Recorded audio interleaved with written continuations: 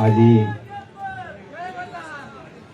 माझी सगळ्यांना नम्रपणे विनंती आहे. एकतर समाजातल्या लोकांना कधी विनंती करायची नसते.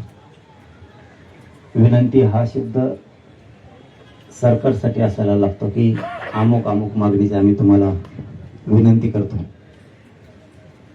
तुम्ही काय म्हणताय, तुमचं म्हणण्याचं अर्थ काय, हेतू काय, मला याच्यात नाही पडायचं.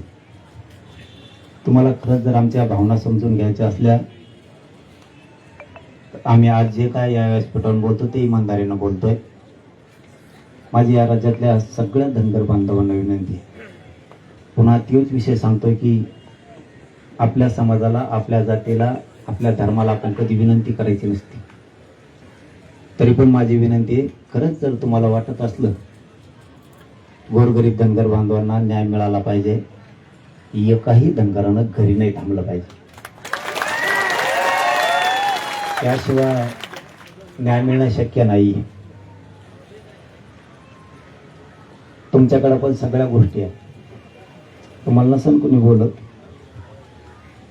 पण मी बोलतो.